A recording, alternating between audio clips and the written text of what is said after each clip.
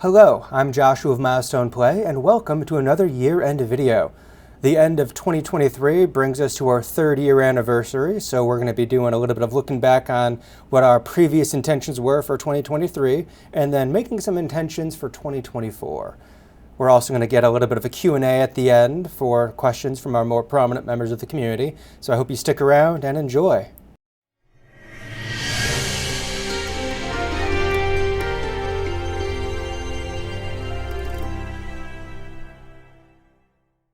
Let's start off by looking back at what we intended to do in 2023. 2023 was supposed to be the year of fulfillment, where we were ending campaigns, doing more mini-series, getting something published, and eventually having a crossover event to bring together many different campaigns to change the world of Malpos permanently. How do we do in ending campaigns? We concluded our Planescape game, our Crystal Shadows game, our Fractured Pact game, our Iron Wolves game. Yeah, we ended a lot of our long-term campaigns. The Fractured Pact game has already been replaced by the Lost Lore campaign with a number of the same players in it, as well as an additional new player. From the ashes of the Iron Wolves game and the Crystal Shadows game, we have a new campaign that's going to be starting in the next couple weeks that's going to explore the aftermath of our Turning of Ages event. So yeah, we also hit the Turning of Ages event. It took us a while to get there. Took a lot of work, a little bit of homebrew, and 2 different sessions that then got edited together for a culmination video premiere in December of 2023. So that was exciting, and that hits that mark. Seems that was all going pretty well. How about miniseries? We did start off 2023 with a Pursuit of Passage Keeper miniseries, and then attempted to do a Power Rangers miniseries after a one-shot, but that didn't go so well. By the end of 2023 in December, we got together a new Power Rangers game that is now actively playing into 2024. Aside from that, not too many miniseries. We did do multiple test plays of our crossover codex system that would eventually be used for our Turning of Ages event, so that could be considered a miniseries, could fall into test play. We did do a little bit of short-term gameplay, but nothing consistent or repetitious. Overall, I would say that the Year of Fulfillment was a good attempt at beginning these yearly themes, though it did inspire our next year, 2024's theme, as something to learn from. The theme for 2024 is going to be structure. While having a theme is good intentions, I really need structure to continue Milestone Play into the future. For the Year of Structure, we can break this down a few different ways. Let's start off by looking at the general things I'm going to do to produce a bit more structure in Milestone Play, before then going over a simple plan and then a more advanced plan. I can't promise that either the simple or advanced plans will actually play out through the year, but it's at least going to give me something to move towards and something to produce deadlines for myself, since I am a very deadline-oriented person in a job that, aside from having the deadlines of weekly games, nothing else really has a deadline, so we're going to try and build some of those in. The first thing to build structure that I began in December is calendars. To actively make calendars every month and post them both on the Discord and on our Milestone Play website. Having a calendar posted gives me the opportunity to put deadlines on myself. That way, projects that I want to get done will be getting done. Additionally, it makes my schedule more open, both to the public and to already established players. If there's any games that players want to do, if there's any one-shots, anything like that, it's easier to request a game if you know where my openings are. So, calendars are the first thing I'm instituting for a bit more structure. I'm also going to be instituting more advertising. This isn't advertising for other products, but advertising for myself. At the ends of YouTube videos, having advertisements for what I currently have going on is something that is going to produce more structure, more continuity throughout all of Milestone Play, as opposed to having the games and the YouTube and the social media and all that separate. Having consistency in bringing everything back around and having a routine on how I'm doing that, that's going to make it a bit easier for me to keep Milestone Play solid. Part of the purpose of structure. The final tool that I'm using to institute structure is a new series that I've begun called the Tower of Taziok. The Tower of Taziok I began talking about last summer, but it wasn't until kind of November, December that it started getting cemented down, and then mid-December is when the game started occurring. The Tower of Taziok is a long-term serialized one-shot adventure game. It's an infinite dungeon, roguelite, legacy play, real-world downtime, where every week that you have in real life is a week that your character can earn in downtime once you have a House of Patronage. The idea of producing the Tower of Tasiak as a series is it's a bit more fun. You don't have to have a long-term commitment every single week, just when you're available. Because it's an instance-based dungeon where you can go into different rooms that can be wildly different, I can produce a ton of rooms when I have the time, and then when players want to play, I already have a wealth of preparation that I don't necessarily have to do for that week because I've done it in the past. That's going to provide me a little bit more structure to easily run games when I don't have the time to learn an entire new rule system for one-shots. So those are the overarching tools. But what is the structure week to week, month to month, season to season? I have a simple structure and an advanced structure. I hope I can stick to the simple structure. The advanced structure is going to be a bit more out there. I'm going to try to keep to it, but if I don't, I at least have the simple structure to fall back on. Each month, I want to produce one Patreon post, one short-term game, and 2 videos on the main channel. I do a lot of behind-the-scenes work on systems I'm working on that may or may not come to fruition. However, I don't post them a lot. I talk to different players about them. I try to institute them in different games to kind of test them out, but they don't have any place that is consistently being posted. I need to start posting them to Patreon. So the first Saturday of every month, I'm going to be posting something to Patreon. You might notice that this video is going live on the first Saturday of the month. There's already something there. Next, one short-term game. For the short-term games, I want at least one game a month available that is not your typical long-term D&D game. Whether this is the short-term miniseries, such as the Power Rangers game going on right now, or exploring a new system for my own purposes or for the players, Dungeon World, Call of Cthulhu, The Witcher, World of Darkness, anything like that. I want to start having at least one game a month be these odds and ends. Now, it doesn't mean that there's going to be a one-shot every month. Currently, the Power Rangers series is going to take a couple months to get through, and I'm considering that for my overall scheduling. Finally, I want to do 2 YouTube videos on the main channel. Not counting the side channel where I have the vlogs and all that, which I want to continue to edit and produce. On the main channel, I want 2 videos up. Now, these can be big, complex videos, or they can be a short, bite-sized DM tip or something like that. I just need more video production. That way I have a greater presence, and the more times you shoot, the more chances you have to hit the bullseye. So I need to do more.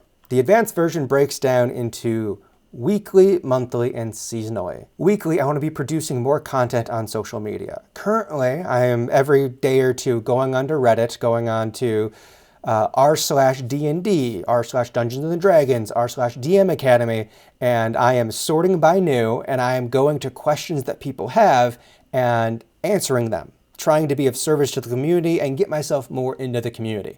I don't typically get too much into online culture that much, and for the business, I need to do that. So every week, I'm going into different subreddits and trying to answer questions and be helpful to people in the role-playing game community. If you have any subreddits you think that I might be of use in, go ahead and post them down in the comments and I'll see what I can do. For the monthly structure, I already plan on producing one Sending Kenku GM diary per month as one of the 2 videos that I want to produce for the main channel.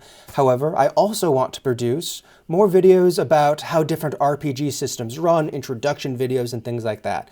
The 3 biggest videos I have on the YouTube channel right now are 2 Dungeon World videos and the Power Rangers video. And I already have people in the comments asking for more content for both of those subjects, as well as requesting videos for the 2D20 system and World of Darkness and my take on how to introduce those systems to new players. So I want to produce that content. Now that content takes a lot of effort, so not every month is going to have one of those bigger videos. I do have videos on DM tips, phrases I use that I think help help you run the game, as well as then exploring different design concepts such as contested roles and what ties mean in a contested role situation.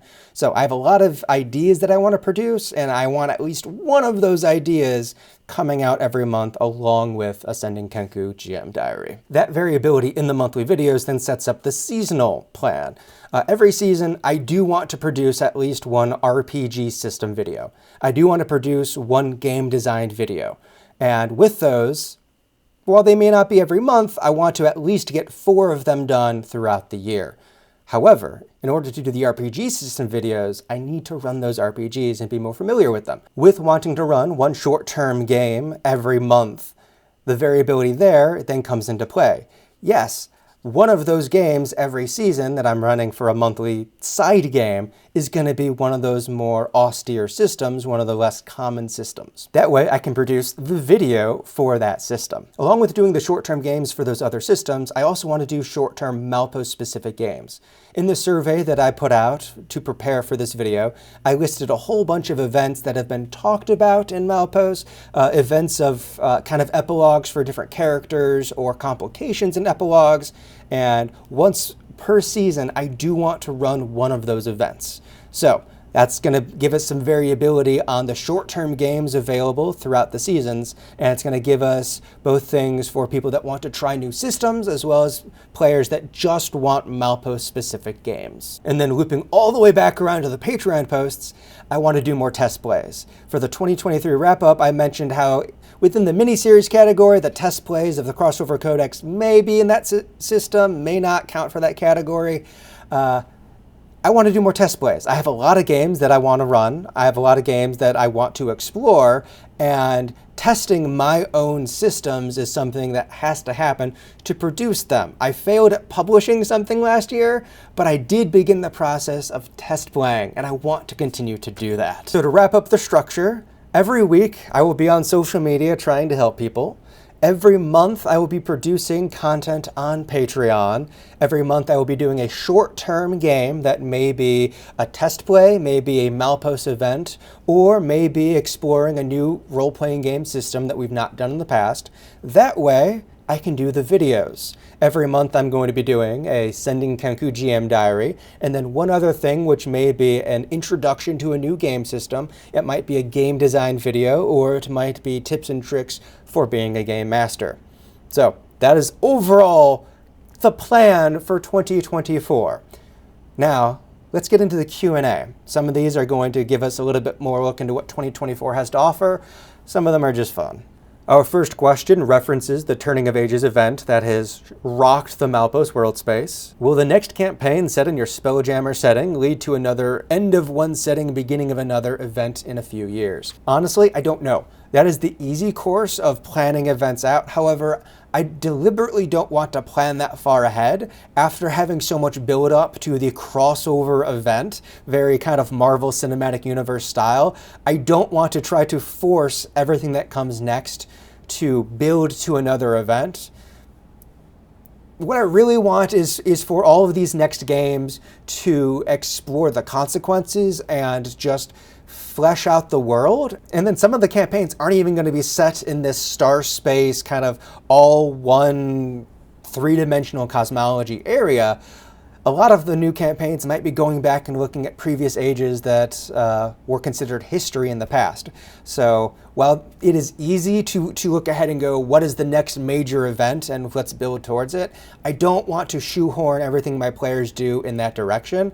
And I would rather explore what the players want to explore. And then if we do start building in that direction, then we can explore that on its own. Our next two questions I kind of touched on in the plans for 2024. The first of them being, since Wizards of the Coast seems to lose some support of its community over the recent decisions, do you consider introducing a new staple system, maybe alongside D&D, to play in Malpos? And then the next question is whether I intend to run Shadowrun or World of Darkness in the future. Wonderful questions. In terms of making something specific to Malpos, I believe a game system has a large impact on the story that it tells. The way that the game is played and the mechanics support a certain type of narrative.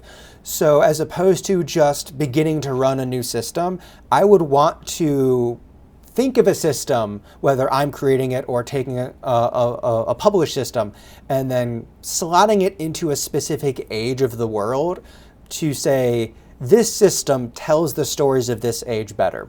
And so that's how I would want to do it. I don't immediately have the intention of having a specific game be run, though I am always open. If players very much want to play a new game, I want to explore the possibility within my own time and means. Running new systems, such as Shadowrun or World of Darkness, from the viewpoint of a professional game master is a bit tricky.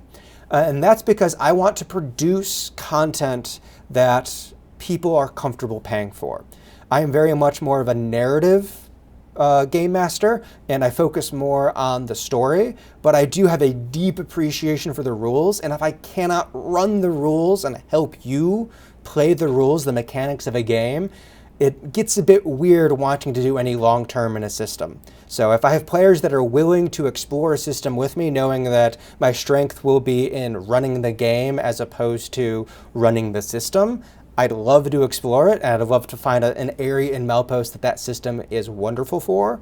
However, it's not something that I am intending to do just because of problems with Wizards of the Coast. If anything, I would love for one of my systems that I'm designing to fall into place, for players to love it, and then to help develop the system through long-term play in Milestone to eventually get that system in a state where it might be able to be published. That question easily brings us into the next two, which are, do I have plans to publish any of my game systems? And then, am I planning to consolidate any Milestone ages into a D&D setting resource book? Yeah, that is always the long-term goal of anyone who writes systems, writes lore, anything, to get it into a state that is perfect for publication. Now, is it going to be perfect? No, there's going to be problems. There's all that stuff.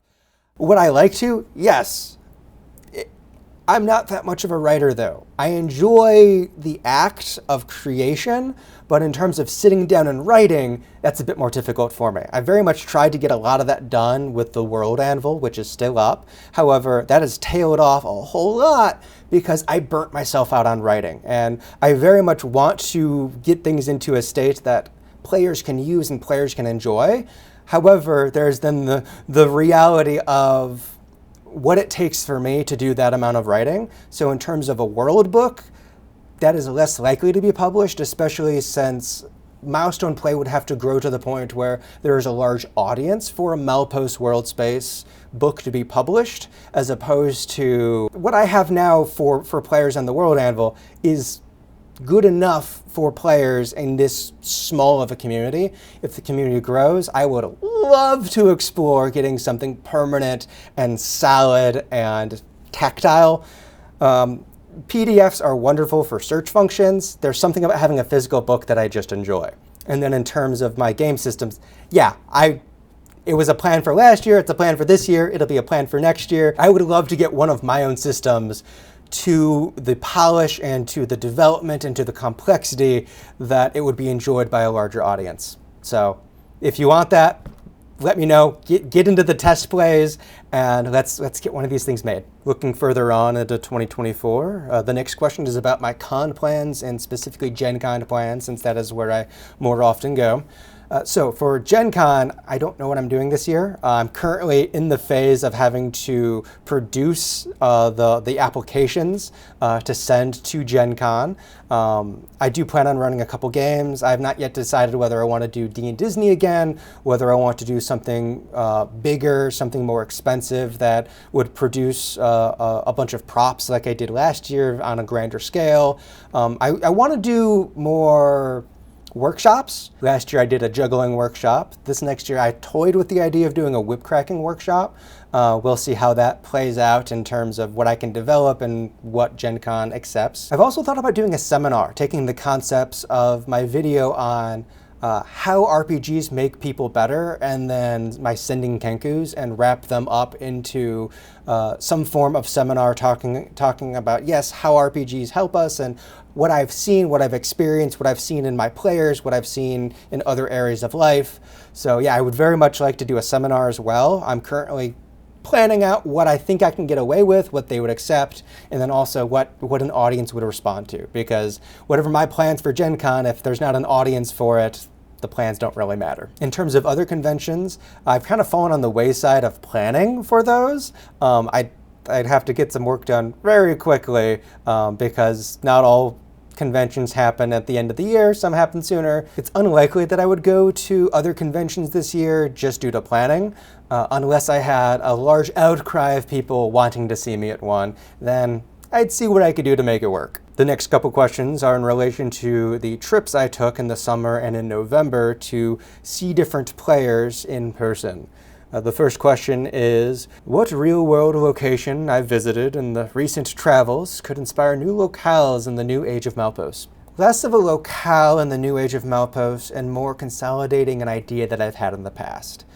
I got to go to the Biltmore House, which you'll see in an upcoming vlog, and I've been to some mansions in the past, smaller, larger. The Biltmore House, absolutely fantastic and large and an egregious amount of wealth. That is its own political statement. But in my role-playing games, there's always references to, going to a noble's estate, going to a guild, those sorts of things. And there's the specific areas you go to and the scenes you have, and then players move on.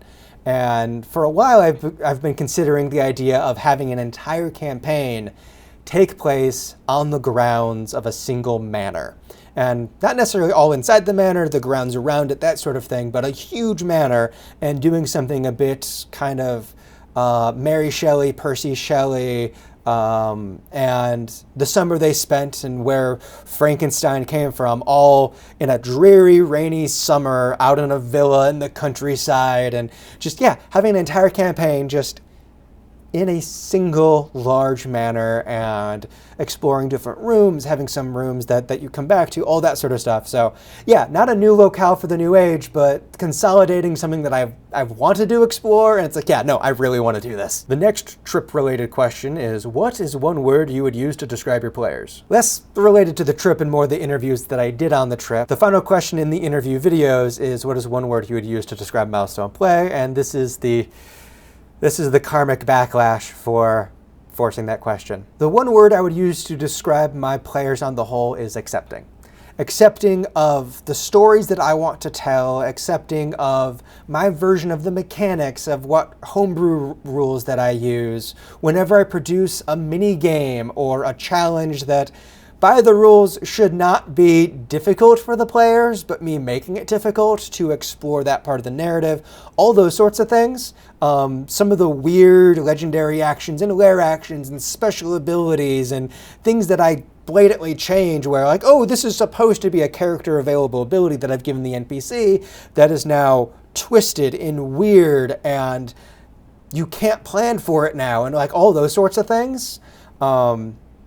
It's common for some of my players to say that they make a plan and then I hit them with the semi-truck. And just so all of that stuff, I have very accepting players to my style, what I want to do, what I think would be interesting. And so I'm very thankful I'm very thankful for the acceptance of my players. Before we read the next questions, these next questions are about favoritism. I'm sorry, I don't like favoritism questions, but that's what these are. So I hope you enjoy the answers that I give. Who are some of your favorite NPCs you've portrayed since establishing Milestone play? I wish I had better phrasing for this because I hate that this is going to be a soundbite, but the simplest version is going to be, I'm a big fan of getting to play my strong women and my soft boys. Professor Eloise Open of the Elder Ridge Academy, the professor of lore. Barrister Catherine de Mold of Phaeloxel. Archmage Diviner Lyndon Volpenop.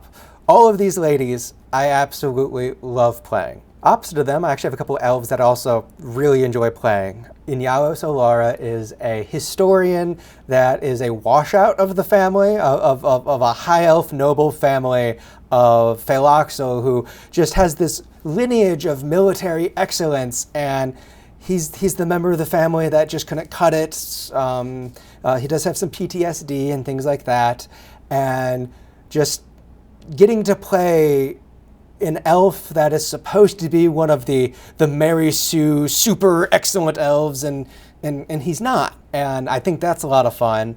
And then I also have Lador Alderina, who is a doctor, an herbalist, a medicine man that ended up being kind of the liaison to the Iron Wolves, to the Bufolco noble family.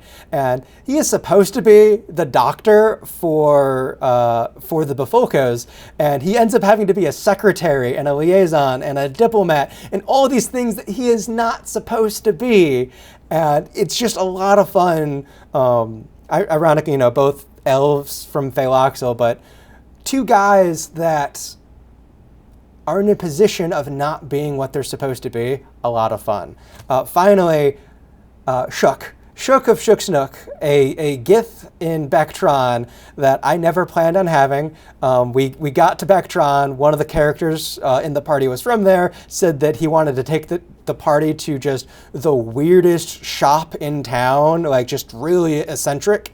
And Shook was born there in that moment. And he's a bit austere, he's a homebody, he has some phobias, those sorts of things. But he also just has the weirdest stuff. And typically when you make a magic item shop, you want at least something for the party to find useful. But this is a pawn shop, and he gets a hold of things he's not supposed to have and things that the party is not supposed to buy, like green slime.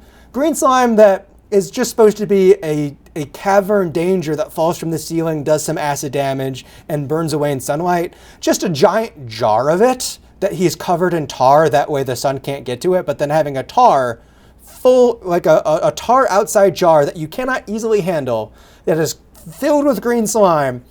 Yeah, just the wackiness of what Shook provides is something I couldn't have planned, but I am happy exists. The next favoritism question is, which two-player characters would you like to see in a one-on-one and why? Well, I had the opportunity for a bunch of player characters to come together due to the crossover event, so I could use that as a scapegoat not to answer this question. But who would I like to see in a one-on-one scene? I would like to see Daniel Clementine and Norn Schwinn. Both of them are from Phaloxel. Both of them are casters. One of them grew up studying on their own and then got whisked off into adventure, while the other one did mail order schooling from the Aldridge Academy, was really good at it, and then tried to join the military to earn their family's lineage property. And so, despite having a similar background, they are very different in how they personally developed, different in how their relation to adventure exists. And so, yeah, I think having a conversation between Daniel Clementine and Norn Schwinn would just be wonderful to see how two different, very similar characters developed in two very different ways. Final favoritism question is, which in-game event has been the most prominent to you over the past year? The Awakening of Dragons. Over the last year, we have had the introduction of dragons to the player characters. There's always been the idea of dragons still existing, some plot lines that might have taken characters towards dragons, but within the world space and the age of Malpost that we've been playing in, dragons are exceedingly rare. You do not interact with them. Even for high level characters, dragons can kill you. In the first round of combat, there is, well, not a prominent chance, in the first round of combat, any dragon in the age of community of Malpost can take out a player character, end all be all. So the introduction to dragons, to player characters in the past year, awakening them from Mount Focala, introducing a polymorphed metallic dragon that's trying to serve the world without being exposed as to who they are. It was really interesting getting to actually introduce dragons that I have teased at their might, teased at their danger. And yeah, so that was fun. And now that I've done that, going back and doing some earlier in history games, especially the newest campaign, now having the possibility of running Dungeons and dragons that like you can fight.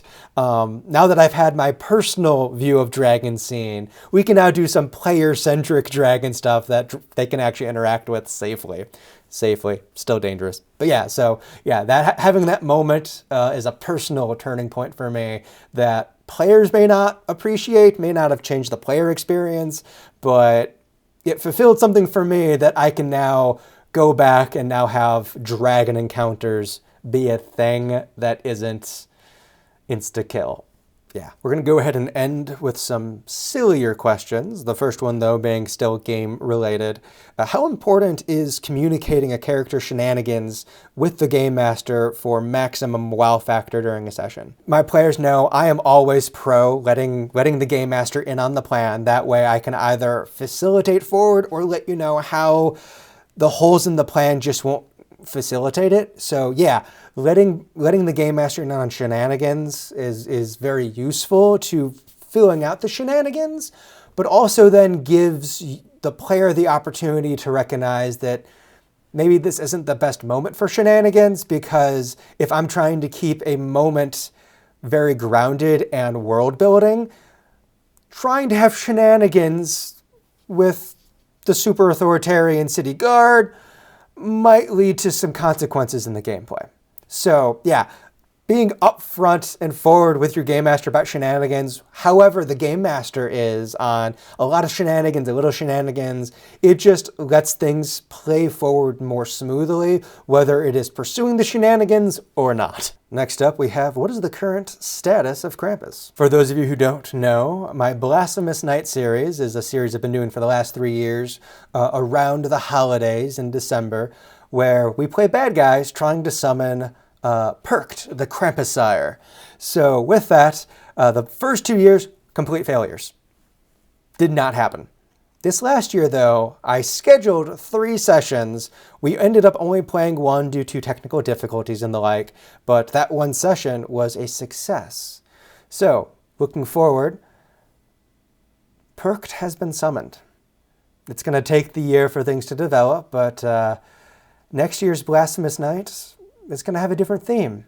We're not looking into summoning Perked, the Krampus Sire, but looking at the destruction, looking at the twist to the non-canonical milepost that has occurred over the last year, and the spread of tragedy and woe. Final question, will the beard return, or is the character retired? If you've not caught on through the rest of the video, here it is. Yes, whether or not it is coming back in full force or just a little bit, that character is making a return. So look for him throughout the next coming videos, and then if he disappears again, I'm sorry for breaking your heart, but it's just the nature of my face. I get to control it, you don't. So, and with that all-important question out of the way, I think that brings us to the end of this anniversary video, looking back on 2023 and forward to 2024. So yeah, let's just roll that end advertisement, as I said, would be coming more often. Thank you. Thanks for watching the video. It was made with the support of our patrons over on Patreon, where you can see behind-the-scenes content and the development of our own TTRPG systems. If you're looking to join a game, head on down to the description where we have a link to our Discord. You can join long-form campaigns, short mini-series for bite-sized narratives, or quick dips into systems you don't want a long-term commitment to, or you can join our Tower of Taziok. Tower of Taziok is a 5th edition infinite dungeon with roguelite elements, legacy play, and downtime synchronous with the real world. After you form a house of patronage, every week that passes in your life, your character gets a week of downtime. Everything else you can check out milestoneplay.com, and yeah, thanks for watching. Let's get going.